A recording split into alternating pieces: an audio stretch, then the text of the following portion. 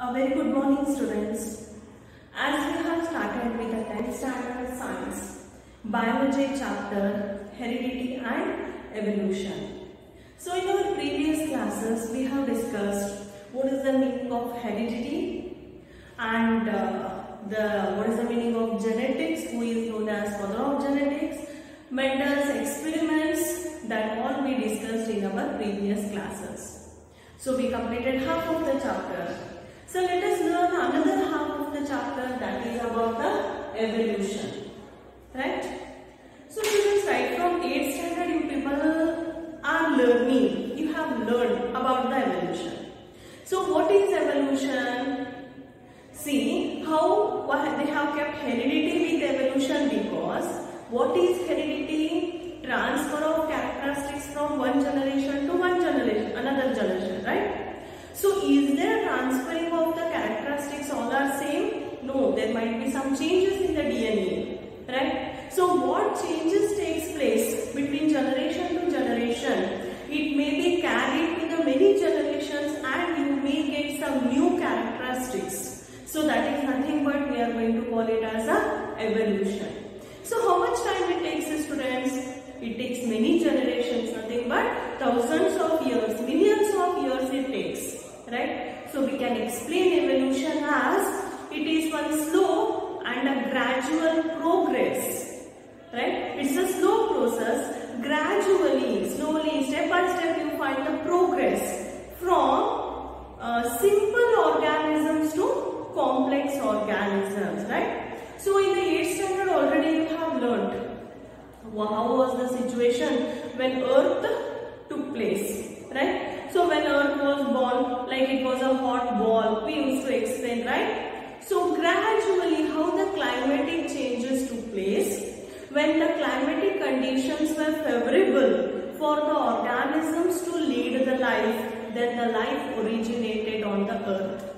That to directly we find the human beings? No. Slowly, step by step, right from the unicellular, that to first aquatic, then terrestrial, multicellular, like this, gradually we find the progress. So it is from unicellular to multicellular organisms. Right, students? Yes, take down the definition of evolution. Evolution is the sequence. Evolution is the sequence of gradual changes from simple life forms to complex life forms. Right, students? Okay. How the simple to complex life form will start, or it has started and all? As you have discussed with the heredity. When you are discussed with the heredity, you used the word variations. Right? During sexual reproduction, what happens? There might be some error in the copying of the DNA from generation to generation.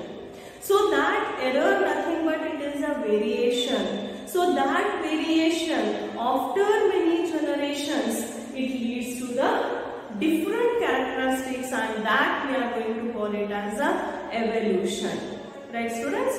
So sexual reproduction in the higher organisms, which leads to changes in the DNA sequence, or you can say errors in the DNA sequence, that leads to the evolution. So again, what we want to say, variations are responsible for the evolution.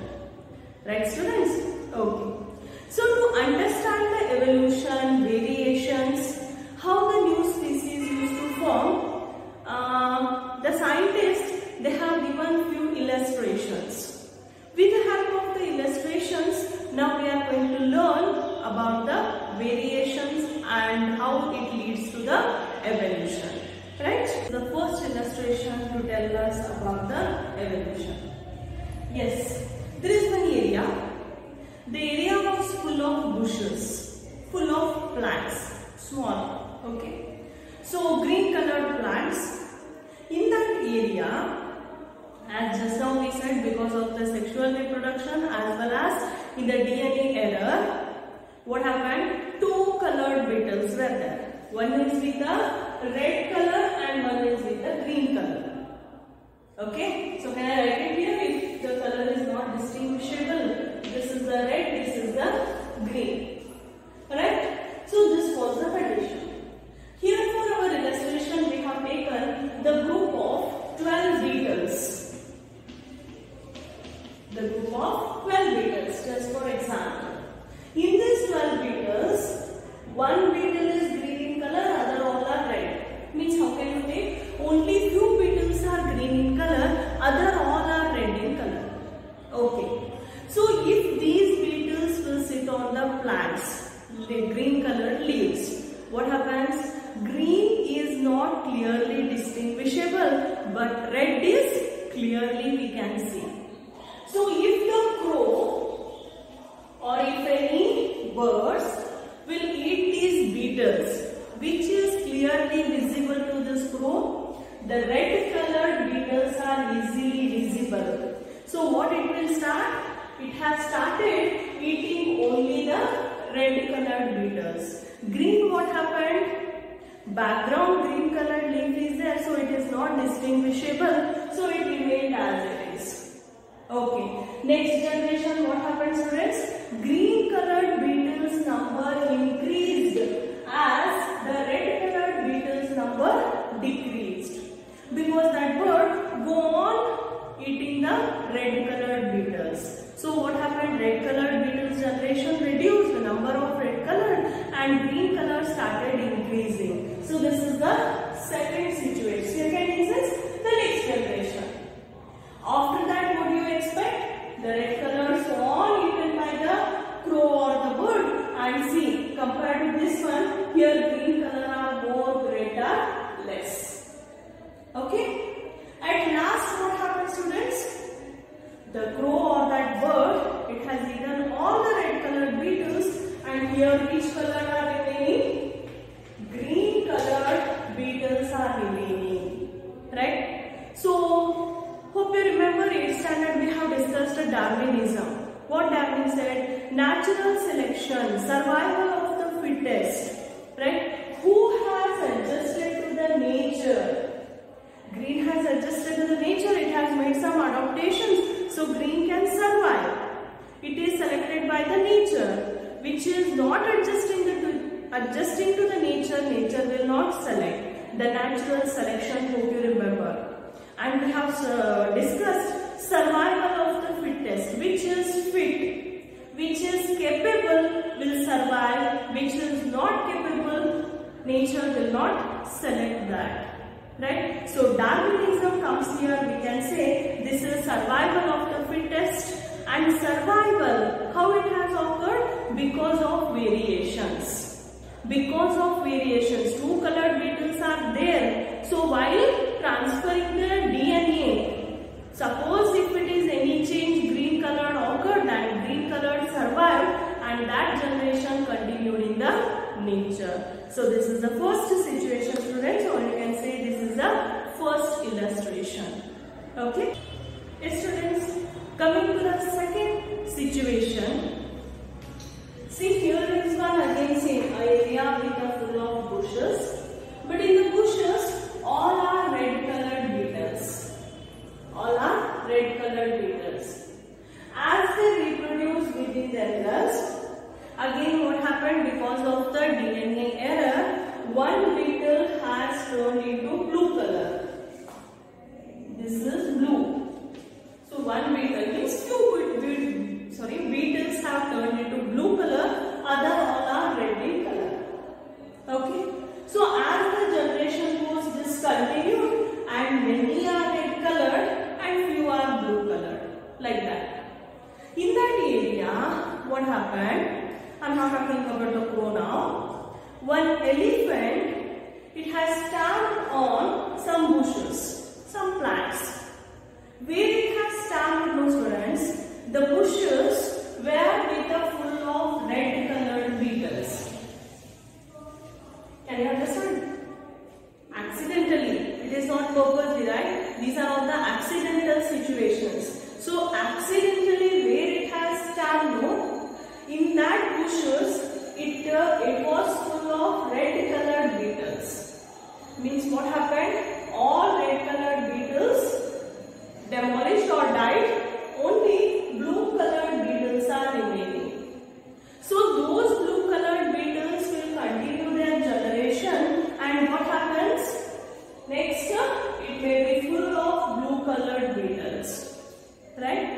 And this accidental situation in the nature, this is called as genetic drift.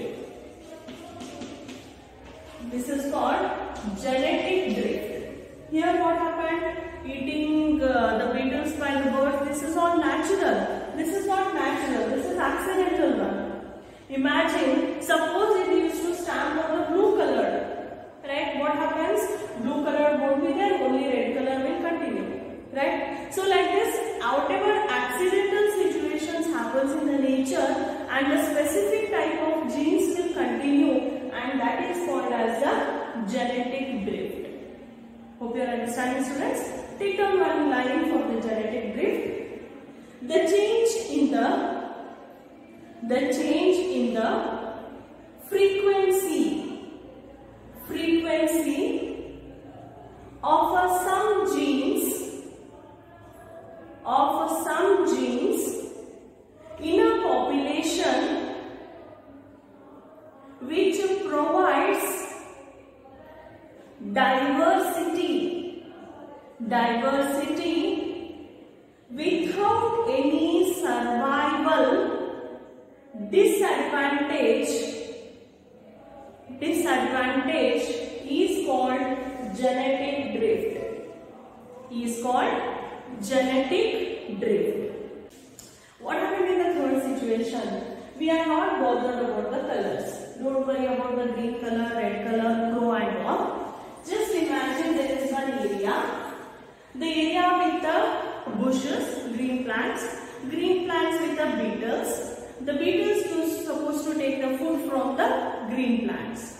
What happened? Those bushes were infected with some microbes. Infection they got. So beetles were not supposed to get the proper food. Gradually what happened?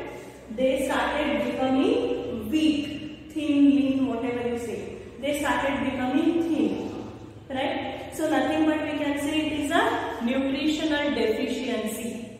See, in this generation they have become thin. Here you can see more thin. And when that problem, which problem? The bushes were got the infection, that infection problem solved, and they started getting the sufficient food, nutritious food. Again their size increased. They were to the normal condition. So this may also happen in the nature, but this is the phenotypic variation among the generation. Means there is no genetic change. Two types comes as we have discussed, phenotype and genotype. No changes with the genes we are talking about phenotype. Phenotypic variation. Right, students? It is a phenotypic variation physically, because they were with a lack of nutrition, so they have started becoming weak. As they get the food, again they have become to the normal situation. So this is called as phenotypic variation. So not only about the struggle for the existence, it may be the accidental conditions called genetic drift, it may be the phenotypic variations, anything may happen in the nature. So genotypic variations when happens, that leads to the evolution. Right? So these are the examples which tells us about the evolution. Right, students? Okay. The next topic, acquired traits and inherited traits. Acquired traits. Already you know the meaning of traits. Traits nothing but the characteristics. So two types we will get. One is acquired, one is inherited. Inherited traits. What do you mean by acquired traits, students? In our lifetime, if one individual, it may be any type of organism, if it is learning one specific something, it is going to learn. For example, you have learned of writing a very beautiful handwriting, right, which you have learned in your lifetime. It is not compulsory that it has to transfer to your next generation, right, because it is not a genetic change, it is just a change which you